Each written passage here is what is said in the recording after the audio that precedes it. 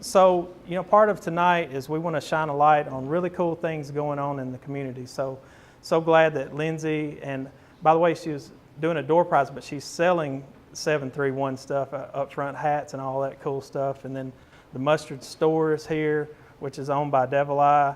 And then thanks for Charlie for coming. And so August 23rd, tentatively, we're going to have another event with Buff City here. So we'll talk more about Buff City at that time, but we're really excited to have them as neighbors. So anyway, so we'll just get right to it.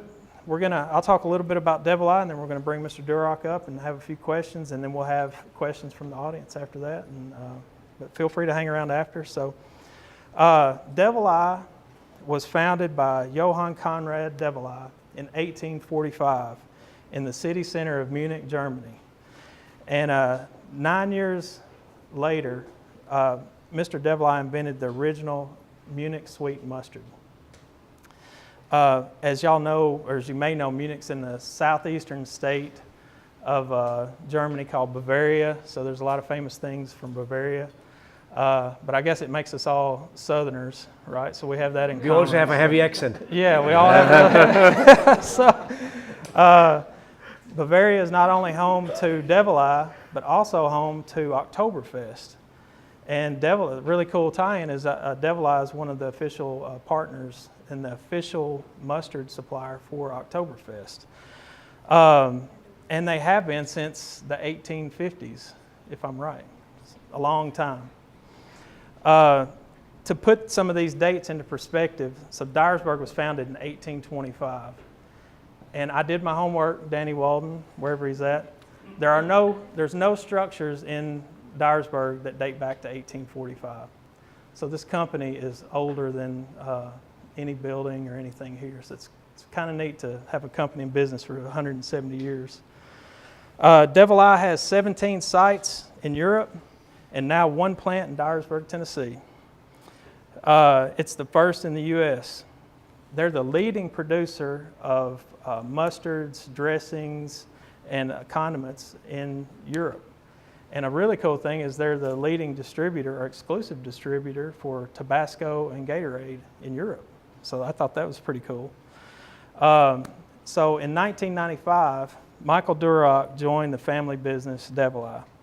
And I have to mention that Mr. Durach, not Michael Durach, but Mr. Durach is right over here. So this is Michael's father, and we're glad that you could come tonight. So Michael joined the family business after positions in sales and marketing. He took over as managing director in 1999, along with his brother, Stefan. And in the spring of 2016, along with state and local officials, Mr. Durach announced Dyersburg as the first location for Develey in the United States. So in less than 2 years, Develey is now fully operational and selling product throughout the U.S. under the Tiger Tail brand and other private label brands. So without further ado, help me welcome Mr. Michael Durach.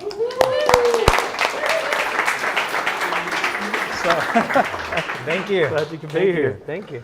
So we've got a few questions, but the first one I wanted to start off with is, and because this group, this is all about trying to help young adults get connected in the community and grow through their careers. So I was wondering what prepared you for entry into the family business, and maybe tell us about some of the challenges you faced in the transition in growing or being part of such a big company.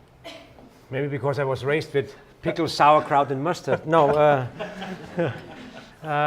What prepared me? I mean, first, it's education, and it's the values that you live in the family. That's what at the end, what is bringing you up, and then it's try to find out what you like to do, and when you do the things that you like to do, you do it good and you do it right. And if you decide this is something that you don't like, it better you don't do it. But this was one thing, and then of course following the family business and make sure that we bring it into the next generations. Our idea is to have it as a family company over the next generations. At the end, I'm just a little piece in the middle of our history, passing it on to the next generation, hopefully, and try to leave a better place and a better company when I hand it over. So was there a little intimidation of taking over the reins in '99, or you felt like you were fully prepared, or is anyone ever really prepared for such a leap? Really prepared? No, you don't stop to learn. No. And you do a lot of mistakes, even that you think that you're very smart coming out of university, you know nothing at the end. And you have to find it out the hard way. And the good thing that prepared me was that we, and also my brother, we didn't start in the family business right away. My dad said, okay, you better make the mistakes with somebody else's money. And, when I know and I'm sure that you're good enough, then you might come back and join me in the company. So I was working for a big company, which was good because you learn things, structures, which is a good thing to learn from big corporations. You also learn what you don't want to do, how they treat people and how they work as the big guys. So coming in our family company, the first thing is, the good thing was that I had already some knowledge about the market, because usually, and that's the problem when you come into a family business, everybody is looking at you and is thinking you're just there because you're the son. That's the only reason why you're there. And you have to work hard. That nobody understands that you have to work harder, that you have to do longer hours, and you have to prove yourself every second because everybody is watching you every second. And what you say now is giving a different direction. So that was an important thing to me when I joined the company business. I had more responsibility in turnover before I joined our family business. So then at least I was not that afraid, and I knew what I was talking about. And this pretty soon got clear with our people, and so that was not a problem for me to start. And I started in the sales department, and before moving on, I always worked in the department. I tried to find somebody who would be following me, and then I moved on. So this is also the reason that we don't need all those big companies now for consulting, because I did all the stuff. Yeah. And I think this is also something that is important, that when you start something, start from scratch. Try to understand what's going on in the real world, because the problem is when you move up, nobody's telling you the truth anymore, and you better learn it before, because otherwise either you have to pay a lot of money or you have to go through a lot of lies. Well, we had talked earlier about you and Stefan, and so that's been a good combination for you guys with your different management styles. Yes, he's the bean counter and I'm the crazy one. Now that's and actually that's pretty good, because we know where we want to go, and it's important. The good thing is that we have different a completely different skill set. So he's the guy behind the figures. He's doing production. He's doing the accounting, and I do the sales, the marketing, the quality, and the development. So this is why when we go into a new country, he makes me travel. He doesn't like to travel that much, and I'm happy that I have somebody else backing me up at home. So that's a very good combination, and that's good advice for someone going into a partnership in business too. Make sure that it's not the same. So if you have 2 marketing managers, 2 salesperson, 2 production guys, that's not good. You have to make sure that you have different responsibilities and everybody is living it differently. Otherwise, you always fight over details that at the end doesn't matter for the business. So that's for us. This was a very important thing to do. Well, I'm curious about if you could tell us about the evolution of the decision to come to the U.S. So, you know, you guys were very well established, 170 years in Europe, and you said Russia was the last plant before here. So what was how did that begin, or, you know, walk us through that a little bit? Yeah, you know, for us Europeans, the U.S. is always the dreamland, the land of dreams, and so we spend lots of time here also on holidays, and this is always the country of dreams for everybody, because it's a big country and everything seems to be possible over there. But it's also, since it's so big, there's also lots of threat out there, and so you have to know also your limits. So for a lot of times, we just looked into the US. We deliver since 20 years products to the US. We have some customers. We have a very good customer base in the US, and I realized that we more and more shipped into the US, and so I was thinking, why shipping all the product when you can also produce it in the United States, and this might be much easier. And you know, we, in terms of sustainability, why shipping products when you can make them locally? So I looked into the different states. It was clear for us that it has to be as a start on the East Coast, because travel is easier to come over and also send people over, and also we are very familiar with this side of the country. So we wanted to be positioned pretty well in the middle. So I was touring four states, trying to find the right spot, and I think I saw, besides the 4 states, I think 30 different cities. Wow. And fell in love with Dyersburg at the end. And that leads into, you know, I was wondering if you could tell a little bit about the site selection process, and, you know, so you narrowed down to Tennessee. I assume there might have been other cities in Tennessee, and then what ultimately was the final decision to come to Dyersburg? I mean, actually, there was only one city in Tennessee, and Tennessee got in pretty late, and the other cities, they were more in Kentucky, South Carolina, and Georgia, and the last ones were in, at the end was Kentucky, was the toughest competition for here. But what happened? Of course, I was touring all the sites. We made sure that figures are right. We made sure, and for us, it's also a philosophy in the family and company. We always want to go to rural areas. We don't want to go into the big cities. I mean, we are a small company, and we have to work with the community and with the area that we work with. And so it's always for us important, since every business is a people business. We want to know the people, and we also realize in the big cities, you don't even know the people that are taking the decisions, because they talk only to the big guys, not the small guys like us. So for us, rural area is first. We come from a rural area. We are also farmers. So this is why we feel at home in rural areas. And here, when I got here to Dyersburg, what I was really impressed of was the team of the city and the state, how they work together, especially the city, because at the end, the state team is backing out when the decision is done, but then we would have to deal with the local authorities, and it was always a team.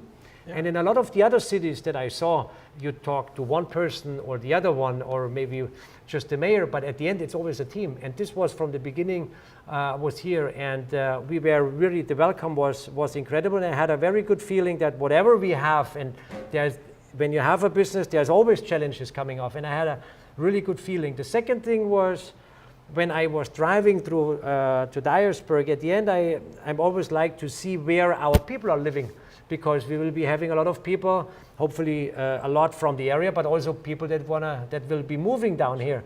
So what's the city like? So will they like the city, and do they really want to raise families and children? And this is the case in Dyersburg, because the infrastructure that you have in Dyersburg is incredible, and I think this is why. And this is natural. Wherever you live, you don't realize this anymore, because you take it for given. And I have to say, in our home town, but it's really great what you have here. And I realized that a lot of people are coming back and moving back, that people that grew up in Dyersburg, they want to come back if there's jobs available. So this was also something that I thought is a great thing. So we just have to find the Dyersburgers out there and bring them back. That's right. Well, you know, that's a big part of everything that we're trying to do down here. But I've noticed that a lot of foreign companies will tend to cluster around other, companies but I noticed there's not a lot of German companies around here. Were some of the other areas that you were looking, was that even a factor at all? No, not at all. Usually we try to stay away from Germans. No, I mean, we have our own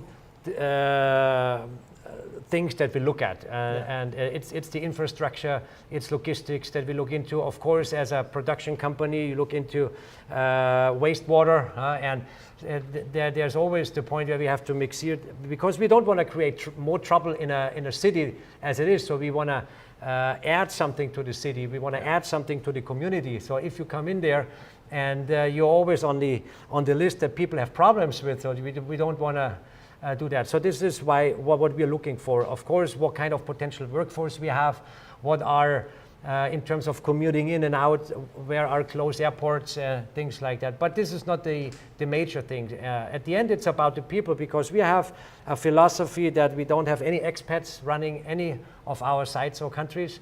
So this is why it's for us so important what's going on locally. And you have a lot of companies out there that have expats running the shows. They don't care about the community, because they care about when they can go back, mostly.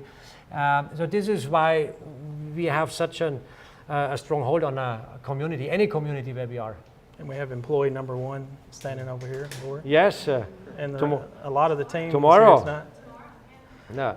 No. Now here's the part that excites me. So even before the plant was finished, I know you don't mind me saying this, but you bought several buildings, not all at once, but a couple, 2 or 3 buildings downtown. And so for me, I want to know, what potential do you see for downtown, and maybe tie in the Mustard Company store and Oktoberfest, but what is it that you see that maybe people living here might not see for themselves? The thing was, when we came down here, also the mayor asked me, so after we decided for Dyersburg, so what you don't like? And I said, hey, mayor, we have to do something about downtown. And I know how it is. Everybody is talking about things, I said, yeah, I mean, talking is nice, but doing is even better. So you have to do something. And I liked those buildings, and I felt so sorry because they were falling apart. And the only way to save a building before it's falling apart is to buy it. I mean, you can call me crazy, but I thought that, yes, that there will be a movement, and if you do it right, if you bring new businesses downtown, and when you bring shops downtown and atmosphere downtown, people will be coming back downtown. At the moment, most of them are out in the strip, and why should they go downtown? I mean, there's some very good restaurants down here. You can have nice furniture, good sandwich. Sandwiches and everything. But yes, that's the problem that a lot of downtown faced. And when I looked into the other cities, it was a similar building, a similar thing. You had plywood everywhere, but the structure. And the problem is, a building that is not used will give revenge, and revenge it's falling apart. And so this was the reason. And then I said, okay, there will be lots of ideas what you can do. And so then we were, juggling around and said, oh, we need a mustard store. Let's do a mustard store, because we also want to have an origin for our Tiger Tail brand. So because for us, when we start in all the countries where we operate, we always have a local brand, because we know that we cannot cope with the big guys out there, and local is always, or is getting also here in the States more and more the thing. People want to know, where is it coming from, where is it grown, what are the people behind it. So we said, okay, let's find a good brand, create a brand that is also meaning something to the community. I mean, here everybody knows, or a lot of people know about the Tiger Tail, and I mean, Danny is an expert on the history on that. You can also see it in the store. But this was one reason to find also the home for the Tiger Tail, to grow a brand. Because if we would have used a European brand, we also would have to do some marketing. But it's not relevant. Local is relevant. So for anyone that doesn't know, Tiger Tail is an area out by the Mississippi River, and so that's what their main brand is named after. Yes, the area. And so we created this one, and the Dyer Mill brand, because I mean, this was a mill town, so we also wanted to remind a little bit on the milling industry that was taking place here in Dyersburg. And it was incredible when you look at the museum about the history that was done in Dyersburg. I mean, this was a big industrial town, right? And so now we have the mill back. It's a mustard mill, but it's a mill. Yeah. Well, So my next question is, so you touched on this a little bit, but what opportunities do you see for young adults or people in Northwest Tennessee at Develey? And, my follow-up question to that is, what role do you see Dyersburg playing in the future expansion of Develey throughout the U.S.? As an opportunity, you can, when you start with us, you can retire with us. So this is what we are trying to do. Opportunities. Oh. All the opportunities that you can imagine. The good thing is, I mean, and I hope that you have the chance to look in our facility. It's not a typical production facility. We are a combination of startup and high tech, combined with a very good manufacturing practice. Our factory there is I would say the most modern sauce factory in the United States. It will be the most also sustainable. So if you want to learn or work around sustainability, if you want to work around production, technology, IT, it's all there. Development. If you want to do, if you have come from the biology side, I mean, our lab, we are creating new products every day, matching products. It's the whole thing, technical. It's when somebody, and this is what we try, or we hire for attitude. So because we have to make sure that we train everybody on our machines. If you're humble, if you really are enthusiastic, if you like what you do, you just come. There's a place for you always. And it's like I said at the beginning. If you like what you do, and if you really want to do things, and not just as a young person, you can achieve everything. And from there, you might also transition also to one of our other factories. Maybe do an intern in Europe. So that's also interesting. We have people coming over now training our folks here, and they are from Russia, they are from Germany, they are from Poland. So we have all different type of nations already in Dyersburg helping us. You can do the same thing the other way around for there. And to your second question, I mean, you start only once in a country, so this will always our base, and we have enough room to grow on the backside, so the strategy is clear that we have to fill the factory first, and we will be enlarging, and then for sure in the next step, then there needs to be a second factory out west, because logistics is otherwise too expensive. But how fast it come, I can tell. Mostly it's faster than we would expect. Great. So the next thing I wanted to say, so for anyone that doesn't know, the Mustard Company store is just 2 blocks up. It's the old library, which is the old post office, and now it's the Mustard Company store, totally renovated, really neat building. We're really trying to build up Mill Avenue here, so they're on the north side, we're on the south side. And you have a grand opening coming up at the Mustard Company. Yes, next Tuesday. Tuesday. Yes. Yeah. So what time is that? Boss, 4 o'clock. 4, yes. Tuesday, y'all are all invited. So, well, I just personally want to thank you for coming tonight, but more than that, I want to thank you for coming to Dyersburg and for all the opportunities that are being created by your company, and also for being such a big part of downtown. It's really an inspiration. I've often said I've been inspired by Joe and Mike and all those guys, and now you, and so we hope that we can be an inspiration to others, but we appreciate everything you're doing. And with that said, I thought we'd open it up to a couple of questions. So if anyone... As far as the downtown is concerned, I've been kind of ahead of this thing for a long time. Are we living up to your expectations of the vision of where we need to go? I can't sell buildings or renovate buildings, but as far as the plans that you've heard for what we've got going on as far as the park, as far as the festivals, as far as everything else, are we living up to your expectations as far as the downtown association? Oh, absolutely. And I told you when we met first time, I'm going to challenge you guys.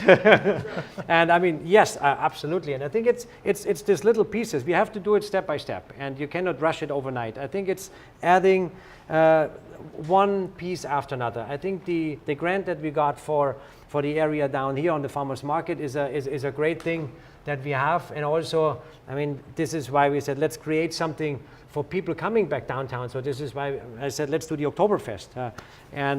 So last year was already a nice thing. And what I realized, a lot of people, when I asked them, so how do you like it? They say, you know, the problem is we don't meet anymore nowadays, because everybody is going to different churches, there's different workplaces, but where is this one place to meet? And so this is a very good thing at the Oktoberfest, and I'm really happy to wait and already planning the second one on October 13th. So you guys will be done with Oktoberfest in September. Yeah, this is why I said I have to do it afterwards, you know, because Oktoberfest for a Bavarian guy is very important. You don't leave the country in this time frame, and we are attached to the Oktoberfest. You just mentioned that with the Oktoberfest. I remember when I was a kid, 6 years old, I was going with a horse carriage with my grandfather to the Oktoberfest, delivering mustard, sauerkraut, and my dad did the same thing. When he was in sales, we went down with horses and deliver sauerkraut to the different tents, and we still deliver mustard and today mustard and sauerkraut and pickles to the Oktoberfest, and since this is such a great thing, I said, yeah, we have to export it, and we have to do it in Dyersburg. And so that's coming up middle of October. Yeah, 14th, October 13th. 13th. Yeah. Yeah, So, and everybody that missed it last year, so there's a good chance for this year. No, it's something, and I think those are those kind of events like you do here now, or also with the October, that remind people of downtown, to come down again. And even if it's an Oktoberfest, and then I say, oh, I see this nice shop there. Oh, I can go here. So that's we have to re-educate everybody, because first we educated them to go out on the strip where the big boxes are. Right. Now we have to make sure that they come back again. That's a good point. I mean, people, it always surprises me that the people that don't realize that you can have a successful business downtown.